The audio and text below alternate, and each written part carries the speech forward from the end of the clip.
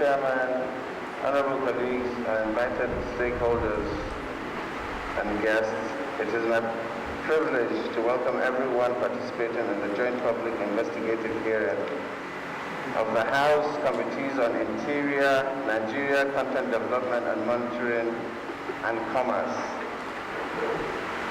You may recall that the House of Representatives on Thursday, 28 April 2020, debated a motion on the maltreatment and institutional racial discrimination against Nigerians living in China. And in Resolution 4, mandated a joint committee comprising the House Committees on Interior, Nigeria, Content Development and Monitoring, and Commerce by HR 13404/2020 to investigate the Nigeria Immigration Service, Corporate Affairs Commission, Nigeria Content Development and Monitoring Board, and any other relevant ministry, department, or agency to check, one, the validity of all immigration documents of every Chinese person in Nigeria. Number two is the expatriate quota of all the Chinese immigrants in Nigeria. And if found wanting, to repatriate them to China to regularize their documentation. The mandate of the Joint Committee was also reinforced by the provisions of Order 17, Rule 3(1)(a), subsection 3 of the Standing Orders of the House of Representatives, which empowered the committee to conduct such investigations we may consider necessary or appropriate in the exercise of the responsibilities entrusted to us. The Joint Committee immediately set to work and convened an inaugural meeting on the 9th of June, where it adopted the House resolution and mandate, and subsequently set up an 18-member subcommittee made of 6 members, each from the House Committees on Interior, Nigeria Content Development and Monitoring, and Commerce. The subcommittee members were carefully selected to reflect the 6 geographical zones in Nigeria. Based on the aforementioned mandate, the committee secretariat subsequently wrote to identified stakeholders, requesting for documents that will enable it to adequately perform the duties assigned to it. Stakeholders were also invited to the present investigative hearing. Please permit me to reiterate here that the powers of this joint committee are not in doubt. By the combined provisions of sections 4, 5, and 6 of the Legislative Houses Powers and Privileges Act 2017 and sections 88 and 89 of the 1999 Constitution as amended, the committee has powers to order attendance of witnesses, issuance and service of summons to attend, and power to issue warrants to compel attendance to its hearing. The mandate of the Joint Committee is a simple one. We are to investigate the Nigeria Immigration Service, the Corporate Affairs Commission, Nigeria Content Development and Monitoring Board, and any other relevant ministry, department, or agency to check the validity of all immigration documents of every Chinese person in Nigeria, and the expatriate quota of all the Chinese immigrants in Nigeria, and to repatriate them to China to regularize if found in the want. To check the validity of all immigration documents of every Chinese person in Nigeria entails accessing the database of the Nigeria Immigration Service, whose duty it is to collect and collate the data of foreigners in Nigeria. To check the expatriate quota of all the Chinese immigrants in Nigeria will also entail obtaining information of all registered Chinese entities in Nigeria. And we will be relying on the services of the Corporate Affairs Commission, Nigeria Content Development and Monitoring Board, Nigeria Import Promotion Commission, Nigeria Export Processing Zone, the Mining Cadastre, and other similar organizations. As part of the quality assurance of the work of the Joint Committee in accomplishing its mandates, We will from time to time call up companies to validate their expatriate quotas. Finally, when and if the need arises to repatriate any Chinese immigrants to regularize their papers, the Nigeria Immigration Service, the Federal Ministry of Interior and Foreign Affairs and relevant security agencies will be duly contacted. Today's investigative hearing is the beginning of the process of carrying out the mandate of the Joint Committee. It is certainly not ending after this public hearing. We will be steadfast and dedicated in the performance of our duties and the resolution of the mandate entrusted to us. Consequently, we crave the indulgence of all relevant stakeholders to give us the necessary assistance and cooperation. And we are not on a witch hunt. Please let us get that clear. We simply desire that you reciprocate the Joint Committee's gesture by availing us the necessary documents. Attempts to hinder or frustrate our work will certainly not be tolerated, and we will not hesitate to deploy the full measures of the powers available to us. Thank you for listening, and thank you for coming. Thank you, honorable colleagues, honorable minister, our invited guests. The issue before us indeed is maltreatment of Nigerians living in China. And the issue of this maltreatment dates back centuries. China dominates trade relationships with Nigeria, and there's an imbalance. I'm going to speak from the perspective of Chairman, Nigerian Content Development and Monitoring, otherwise known as local content. So I'll speak from the local content perspective. Today in Nigeria, we have over 218 registered Chinese firms handling businesses in Nigeria, from our roads to our railways to our airports to telecommunications infrastructure, and recently even to oil and gas. The trade deficit between Nigeria and China is over 17 billion US dollars. The major exports from Nigeria to China is our crude oil. But from China to Nigeria, they handle our infrastructure.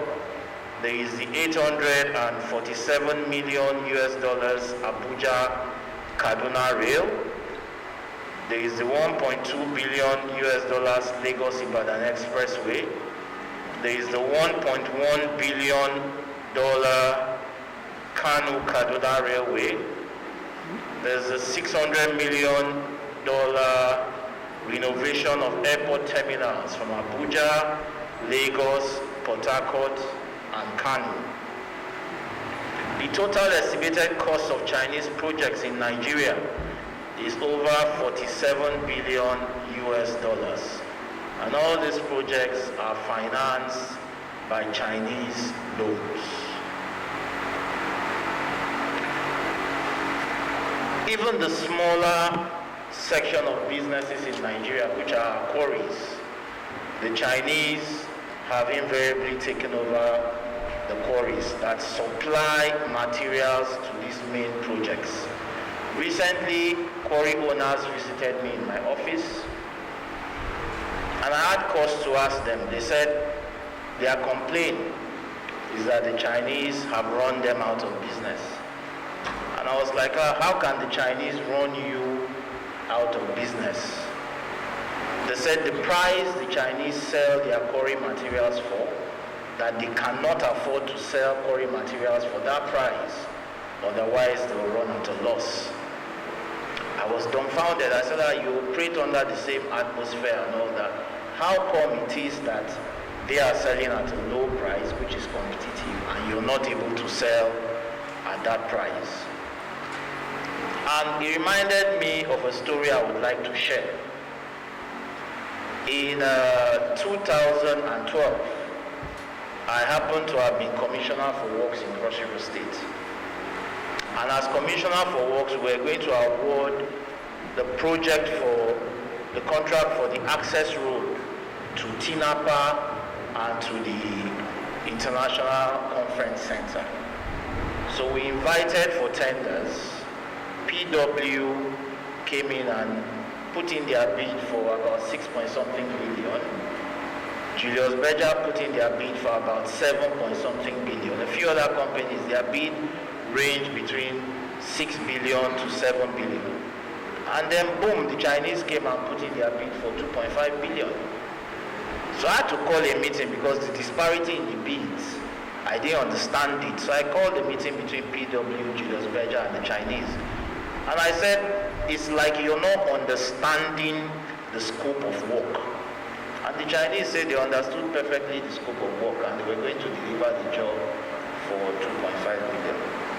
So I went to my governor and I said, Your Excellency, they are insisting that they can deliver for 2.5. And the governor said, let's give them the project. And we did. The MDPW called me in my office and said, Commissioner, we've looked through your scope of work. There is no way the Chinese can deliver this project for 2.5 billion. They will come back for variation when you don't expect it, and at the end of the day, you will be spending twice the amount we are bidding for. And I said, well, let us give them. They are the most competitive under the circumstance. And the contract was awarded to CCECC. And as I speak, they delivered that job. They didn't ask for variation, and the job is still standing. I commend them for that. But I had cause to call the MDCCC. And I said, MD, you need to confide in me. How are you guys able to do this that beats the imagination of PW and Julius Berger? How are you able to crash your prices to this level? And the MD told me that their model was different. That CECC is not necessarily Chinese government owned, but is supported maximally by the Chinese government. That they give them loans, and at the end of the day, these loans are interest-free. At the end of the day, they compel them to buy equipments, to hire labor from China, and the equipments they buy, the government now puts tax on the companies that sell these equipments and collect the interest component of the loan given to the Chinese company. The labor that they are compelled to use, they won't tell you. They have a prison reform system where they bring in Chinese that are supposed to go through this reform system, and they pay them barely nothing, and they are the laborers they use in their project sites. They come to Nigeria, they open up their quarries, and they supply themselves materials. So at the end of the day, it's win-win for them, and they're able to crash their prices and do business successfully in Nigeria. The reason why I'm telling this story is that this concept defeats everything our local content stands for. I'm chairman House Committee on Nigerian Content, which is local content, which presupposes that if you do business in any country, at least you should utilize labor from that country, you should utilize materials from that country. If nothing else, the Chinese should know this better than anybody else. In the early 90s, when American companies moved into China, they insisted on local content. They ensured that their citizens were employed. And today, these people have, the Chinese citizens have opened their own companies that are competing with American companies. They've been able to build their economy out of their insistence on local content. But in Nigeria today, the reverse is the case. Even the crude oil that we export to China, from the pickup point, from the lifting point, is the Chinese vessels that do the lifting. They take it to China, they refine it, and as they are bringing it back into Nigeria, is the Chinese vessels that bring it back into Nigeria, which even contravenes our laws. Because our laws stipulate that Nigerian vessels must scatter items from a particular this thing of the sea into Nigeria. but the Chinese vessels still bring in these refined products into Nigeria. And this is the challenge that we're having. And we're saying that for bilateral trade to go on smoothly, we need to be on the same page, we need to understand each other. Yes, today they may be the bigger brother, but they must encourage us to grow. They cannot come and trample on everything our local content stands for and ensure that our economy does not grow. In the trade we do with China, the economy continues to grow and ours continues to depreciate. So this is not right, this cannot be accepted, and this is what we must stand against. The issue of discrimination in China also flows along these lines. And I'm happy the Chairman Interior has spoken to that, and I'm sure that the Chairman comments when he speaks will also address that issue. But for me, I'm more interested in what happens within the shores of Nigeria. Our trade relations between Nigeria and China should help us boost our economy, grow our GDP, and create jobs for our people. We should be able to use materials that are made in Nigeria in all the projects that the Chinese are handling in country. Again, I want to thank and commend this House. I commend Mr. Speaker for setting up this investigative committee. And I hope that we'll use this to address some of these key issues that will, in the end of the day, help us to grow our economy and create jobs for our teeming population. Once again, I thank you all, and God bless you. The speech here with me is the position of Mr. Speaker. I am here to do justice to his speech. A short remark by the Speaker of the House of Representatives, Right Honorable Femi Gbagabia-Mila, on the joint investigative hearing of the House Committees on Interior, Nigerian Content Development and Monitoring, and Committee on Commerce on the maltreatment and institutional racial discrimination against the Nigerians living in China by the government and people of China. It is my privilege to welcome everyone participating in the joint public investigative hearing of the House Committees on Interior, Nigerian Content Development and Monitoring, and Committee on Commerce on the maltreatment and institutional racial discrimination against Nigerians living in China by the government and people of China.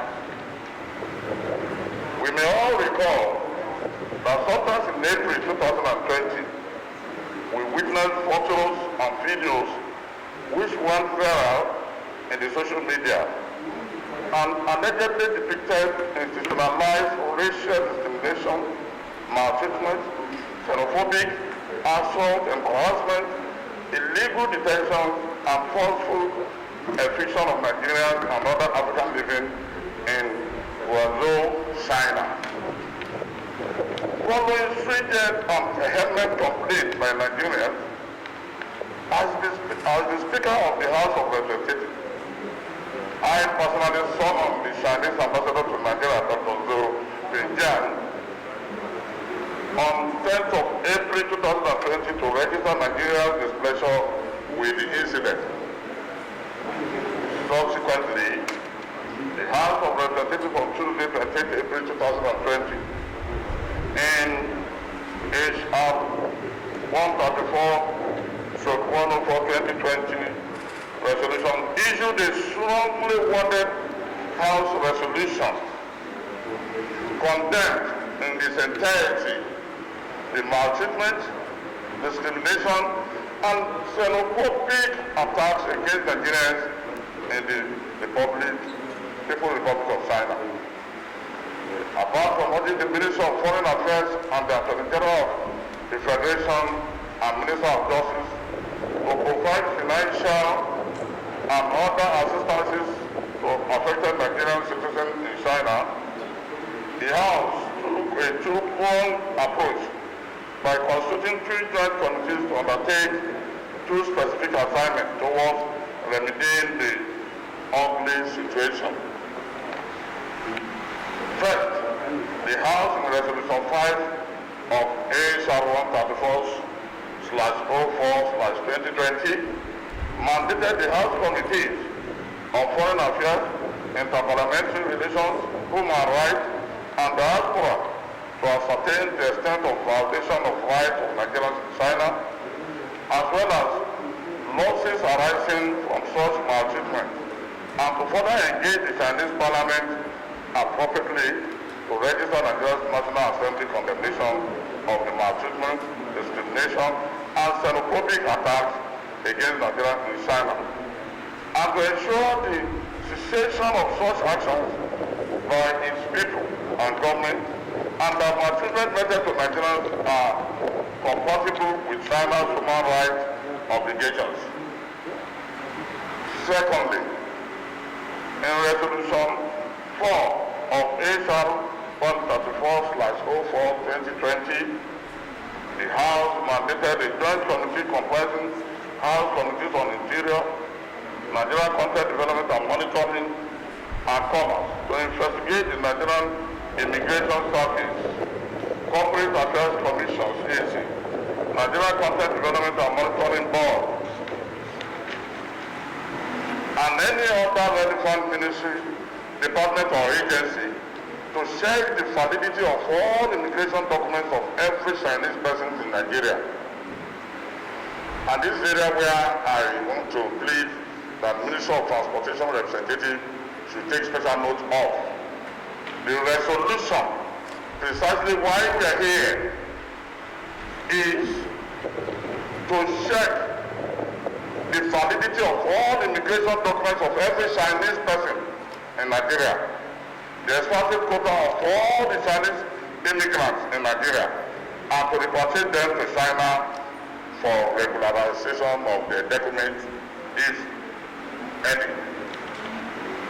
The second mandate from the House of Representatives is the cause of today's public investigative hearing. I therefore implore all the relevant stakeholders to assist the Joint Committee in discharging the mandate entrusted to it. The Joint Committee is imbued with legal and statutory powers to conduct this hearing as stipulated in the standing orders of the House, Legislative House's Power and Privileges Act 2017, and the 1999 Constitution as amended. The powers include right to order attendance of witnesses, issuance and service of summons to attend, and power to issue warrants to compel attendance. We are all partners in progress, and I trust that the Joint Committee will be fair in the conduct of its assignments. Honorable Minister, ladies and gentlemen, thank you very much. That's my short speech. For and on behalf of the Speaker of Nigeria House of Representatives. Thank you very much.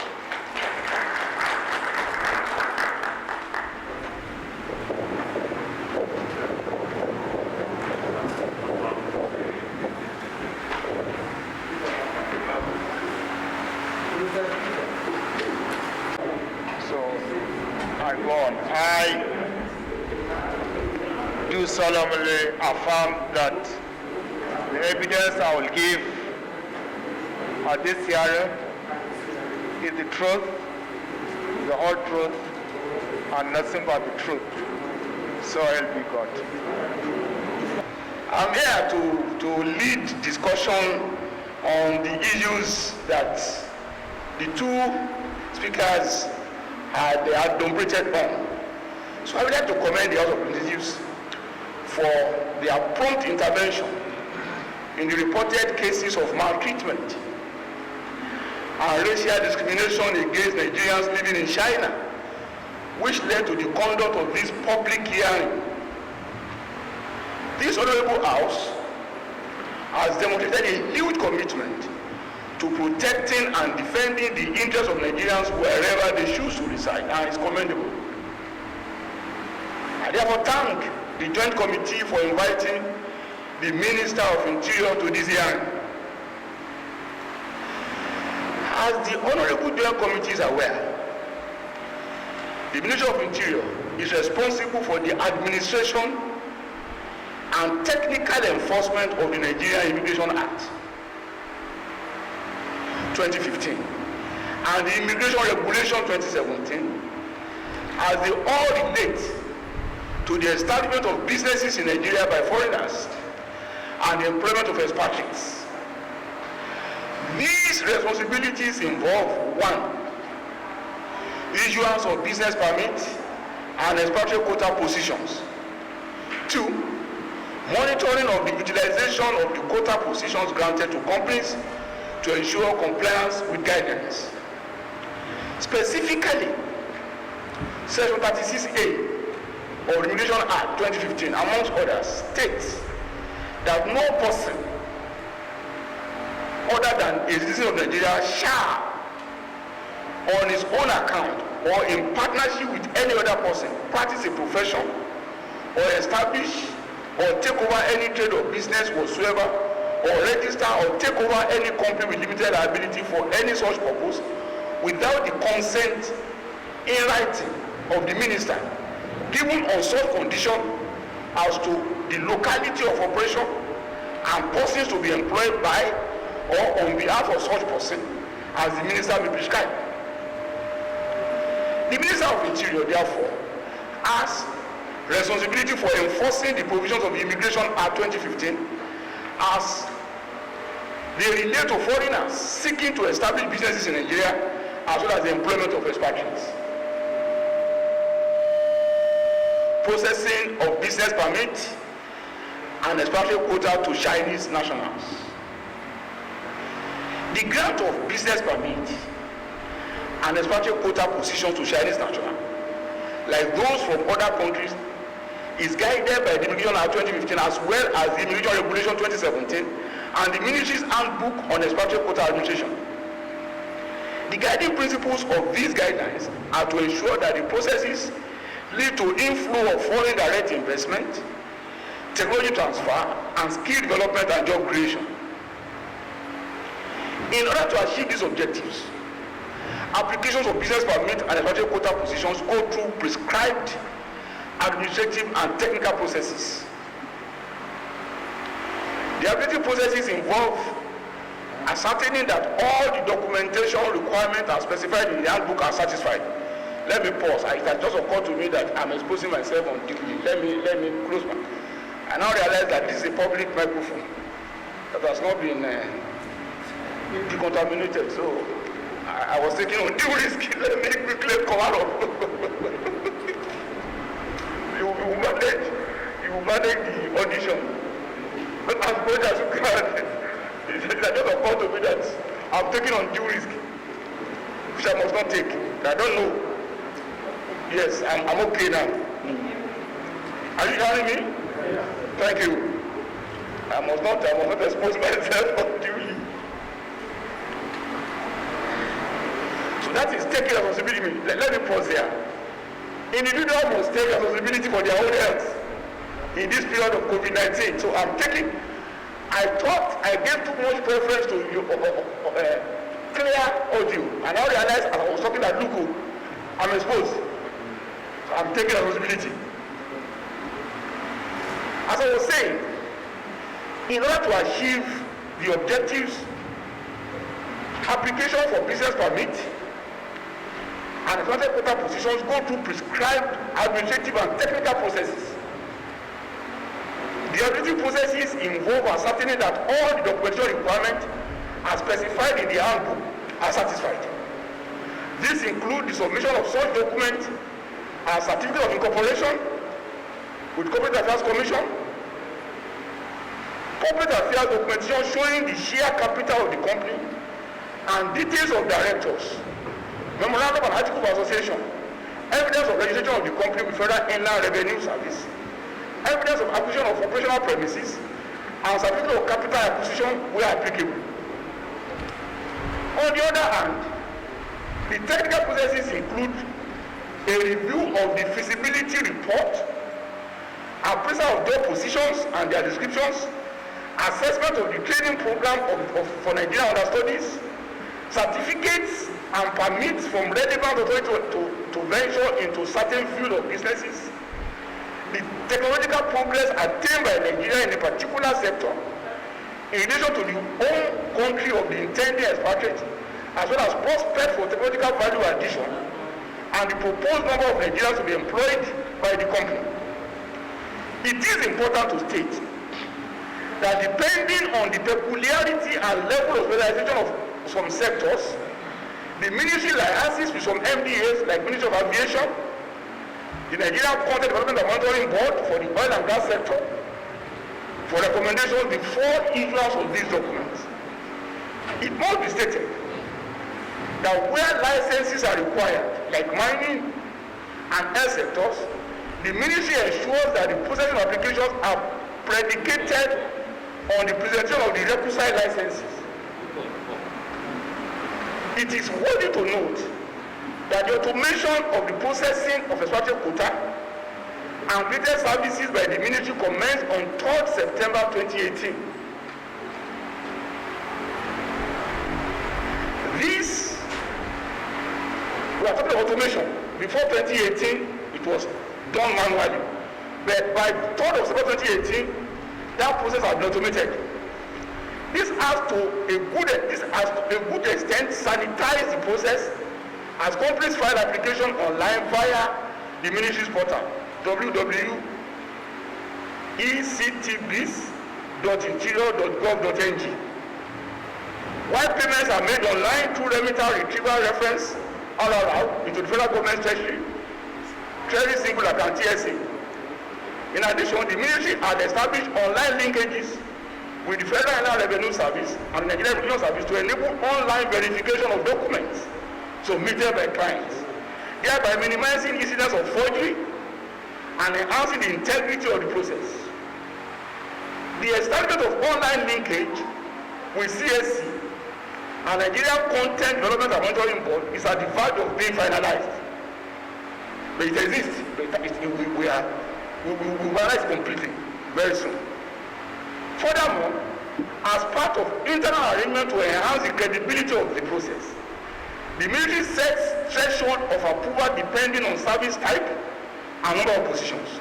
For instance, the grant of business permits, establishment of quota position, and retrieval of extractive quota position above 30 positions are within the approval threshold of the Minister of Interior.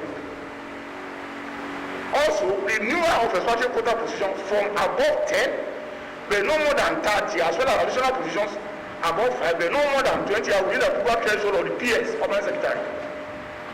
While the renewal of 1 to 10 extractive quota positions and the grant of 1 to 5 additional extractive positions are vested in the Director of Citizenship and Business. So we are saying that this is calculated. Companies that are granted extractive quota are expected to make monthly returns to the ministry and the Nigerian Immigration Service. This enables the ministry and NIS ascertain compliance with guidelines, including the policy of mandatorily employing 2 Nigerian understudies for each position, with relevant qualification by extractive quota position for the purpose of technology transfer and skill development. It is important to state that approved quota position currently have a lifespan, total lifespan of 10 years, renewable 3 years from the date of first grant, first approval in the first instance, and subsequently every 2 years after the position is start non-renewable and that position is indigenized. Available information in the ministry database indicates that 6,151 extractive quota positions have over the years been granted to only foreign-owned joint venture and indigenous company to source expansion from China as follows. Only Nigerian company 513, joint venture 3,004, only foreign-owned companies 2,034. These have earlier been forwarded to the Honorable Joint Committee. You all have that. However, it is important to state that returns made by companies show that in utilizing their approved quota positions, companies do not restrict their recruitment to the countries of origin indicated at the point of application. The quota granted is the basis on which the companies recruit expatriates and part of the documentation requirement with the Nigerian Immigration Service. Challenges and way forward. It is important to state that the processing of expatriate quota is not without challenges. The greatest challenge faced in the course of policy application is limited data on skills that are available locally. As part of efforts to address this challenge, amongst others, the ministry recently embarked on the review of the handbook on expatriate quota administration. The committee comprised of MDAs with oversight on expatriate quota administration, renowned professionals in expatriate quota administration, and representatives of some key sectors. The committee has submitted its draft revised handbook, which has been reviewed by some key sector operators and practitioners ahead of a stakeholder evaluation meeting. Some of the highlights of the revised handbook are: 1. The increase of share capital requirements for companies applying for expatriate quota from 10 million to 50 million naira. The reduction of the lifespan of expatriate quota from 10 to 7 years.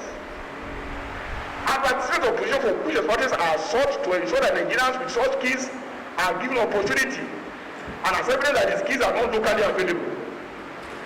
Proposal to liaise with the various sectors to stop further grant of expatriate quota position for some identified skills considered to be sufficiently available in Nigeria. Proposal to liaise with professional bodies and sector operators to compile critical skill lists for which expatriate positions may be granted. Detailed reporting on Nigerian other studies, including their national ID card number, for effective monitoring. Copies of the handbook will be made available to the Honorable Committee after due validation by the stakeholders. Utilization of expatriate quota positions. Companies that are granted expatriate quota positions recruit personnel with requisite academic qualifications and corporate years of experience as stated in the company's job description document submitted alongside their application. The reputed expatriate is issued a letter of appointment by the company. Further, to which the expatriate employee writes an acceptance of appointment letter. The company will in turn write to the consular and visa section of the Nigerian embassy requesting for subject to regularization STR visa. Undertaking all immediate responsibility on behalf of the expatriate employee.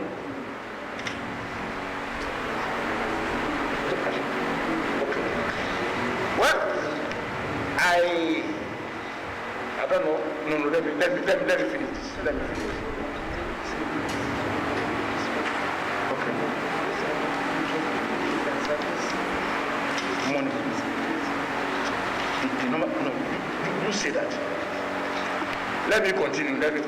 My technical advisors want me to abridge it. You don't know how some things I have to say, I must say here.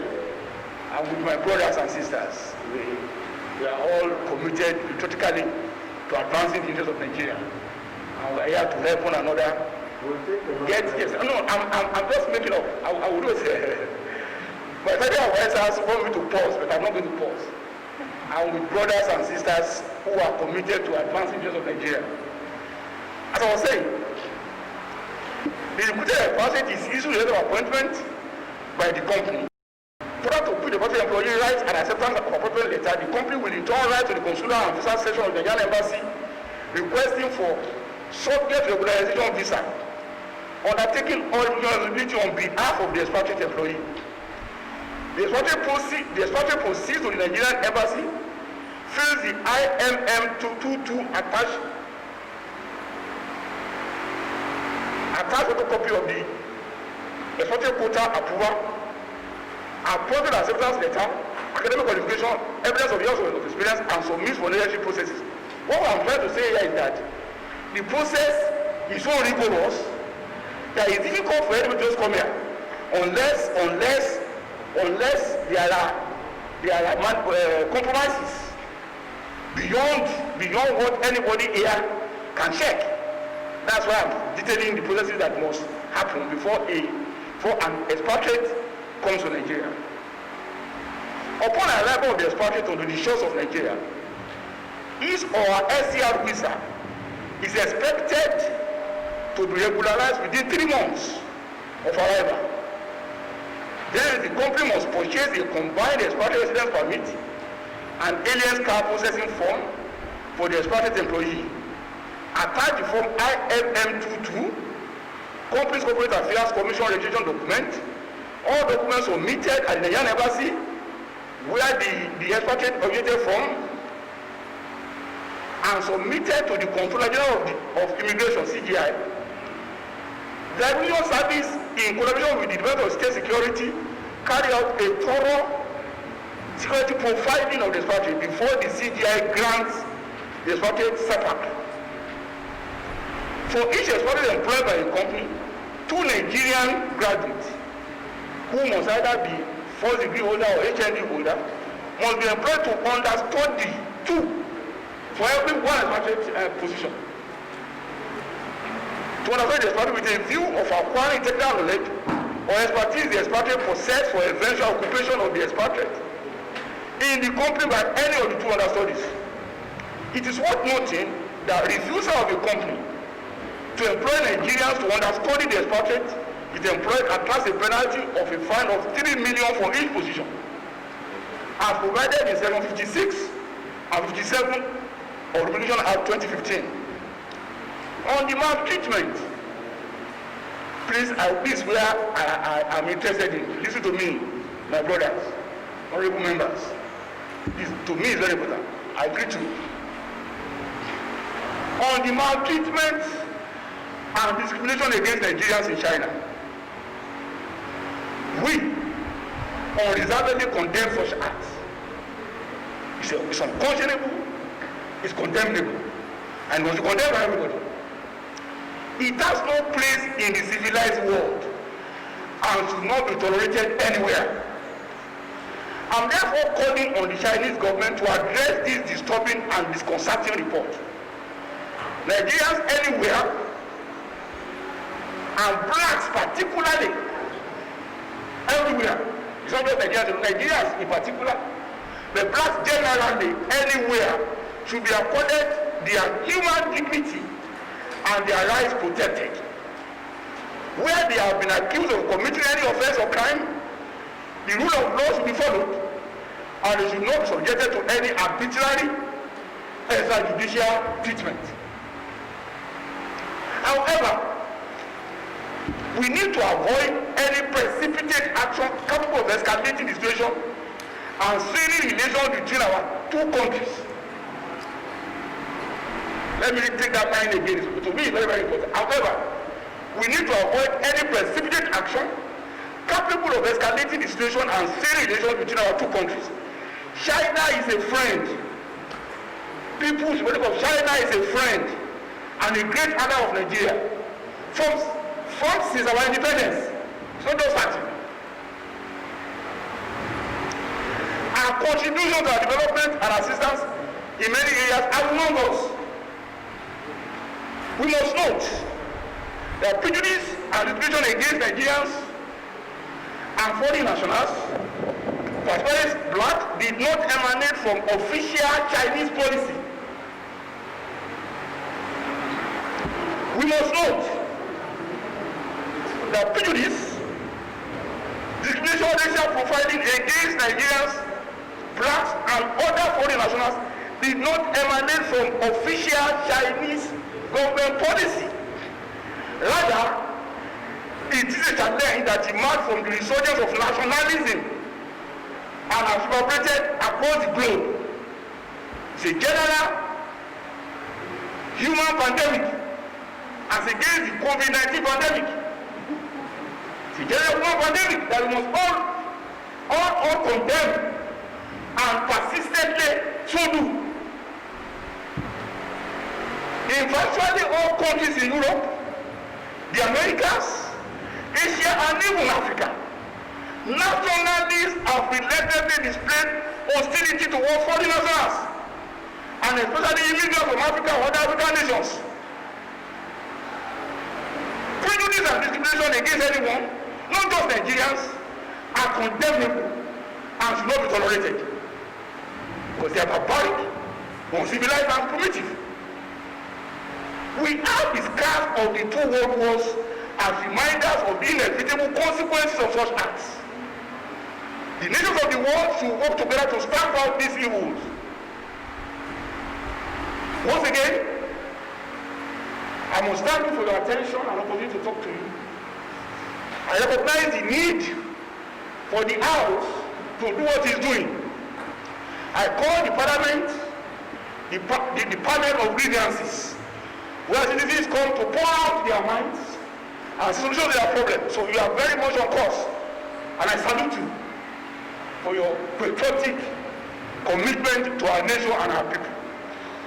As I see the opportunity to thank you all for the opportunity to be here, to share our experience and what we do, and believing that out of this will come better perspective to managing issues like this, particularly what we have to do as a mandate in the Ministry of Interior. I thank you.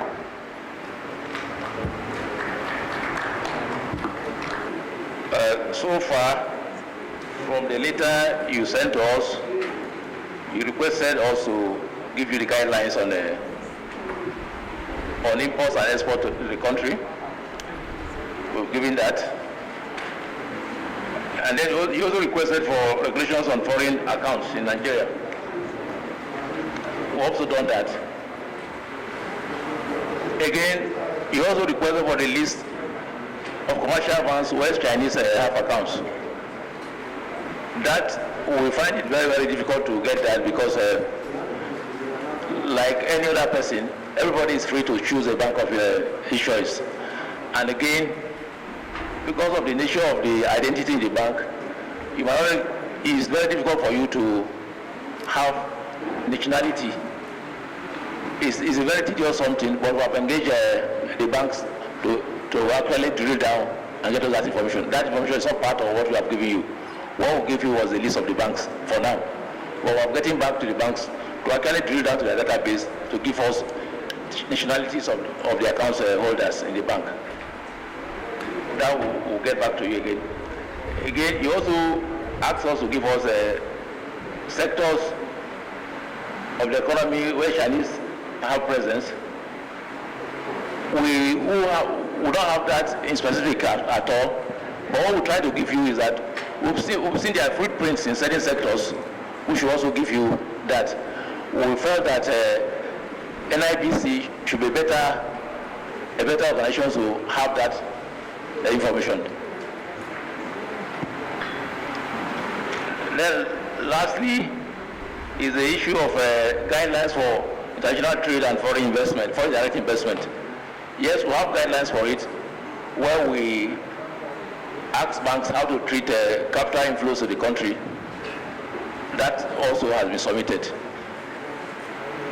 Essentially, our guidelines are not country specific, they are general for foreigners as a whole.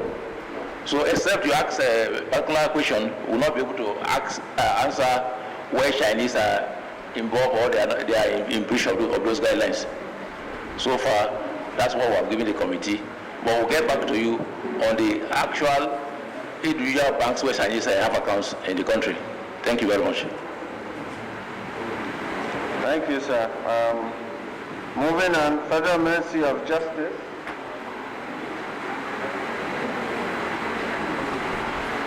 Federal Ministry of Justice. We received your invitation to submit the position of the ministry on the subject matter, signed agreements and treaties, contracts with Chinese authorities in Nigeria, and any other information that will assist this joint committee in this assignment. We have forwarded all that you requested for, ranging from the position of the ministry, contracts and treaties signed, because the Ministry of Justice is the custodian of all such. We have forwarded them to you, all in the required number that you requested for. For any other information that will assist you, we did not submit anyone for now. And as we go on this process, which the chairman said this is the beginning of the process, we'll submit such when we have them. The position of the Ministry of Justice like the position of every Nigerian, is to first of all condemn this maltreatment thing by China. And the Attorney General of the Federation says I should also tell this House that the ministry commend the initiative of the House of Representatives in setting up this joint committee. And the ministry will also position itself as we go on this process for any contribution that may be required by this joint committee. First, on the treaties, we have submitted all the treaties with necessary details. Of course, treaties are not meant to treat issues, all issues, but there are fundamental clauses that definitely this kind of maltreatment will come under. In the area of financial assistance to victims, in the area of redress or whatever action they want to take, the chambers of the Attorney General of the Federation, as this process continues also, will await further instructions for advice on those issues. So for now, this is the submission of the Federal Ministry of Justice. If there are other issues that I have not touched, we have not touched in this submission, we are here to also give certain light on them. Thank you very much, Mr. Chairman.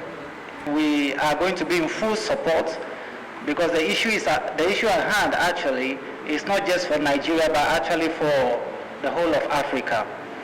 I remember there was a time, I don't mean to deviate, but to say that back in Ghana, in the mining industry, they had issues with illegal mining, which were being conducted by Chinese expatriates. At the end, they were all had to be repatriated back to China. So we are ready to comply. We have actually not submitted yet. We've drafted the response, and definitely within the week, this will be submitted. Thank you very much. My name is Ahmad Haruna Zago.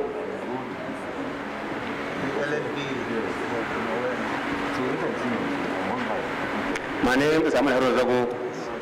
I'm one of the directors of Lee Group. Lee Group was established in Nigeria in 1963. Now we have 57 years in this country. Lee Group is a supply into from Port Harcourt to Lagos, Ogun, Osun, Kano, and Jigawa. Lee Group, all out of producing, we produce from the local raw material almost 65%. And when we produce our slippers, rubber, we take it outside the country, like Spain, America, England. If anybody go to that area, you can see that 18 kilometers, people are buying from there and bringing it into Nigeria. We also recently went to Zigawa. We want to make a sugarcane farm, more than 2,000 kilometers in Jigawa State. Also, we set up one company we call New Valley Plastic in Jigawa State. In Kano, we have more than 13,000 workers, Nigerian people who are working under this group. So I want to assure Mr. Chairman, we are showing a letter and we receive a letter. We congratulate you for this job. We Group were law abided. Immigration, custom, they can identify that. I'm happy I saw our people here from Kano, which is from Kori Market. They know almost what we are doing. We are selling, we are not bringing from outside. We normally produce here in Nigeria, we sell in Nigeria. So, Mr. Chairman, we received a letter, like I said earlier, and we are going to comply with this letter. With all the cooperation, we are going to give this committee to succeed the work we are going to do. This is very good work to us as investors, to find way out for investors, to give necessary atmosphere for investors. I think we congratulate you and their members, and also the Minister of Interior for attending this meeting. Thank you, Mr. Chairman. This sitting is simply to sensitize Nigerians of the work we are about to embark on. This is not the work. This is creating a good publicity for the job that we have at hand. I think all of us here would agree to the fact that it will take us nothing less than 9 months to a year to actually get this thing done, you know? So what it is we would be calling everybody that we have invited to make submissions, those that have made submissions and those that haven't. Subsequently, and in good time, we would be inviting them back to give us more detail on what the mandate of this joint committee is about. So don't be too disappointed you're not getting the feedback you're getting for right now. You will get it in due course. I promise you that. Thank you for the information you've given. Thank you for your presence. And we would work on all the submissions that have been provided us. We would in due course, like we said earlier, call on any MDA or any company that we need further information from. Thank you very much, and if we can please get Prof to move for adjournment.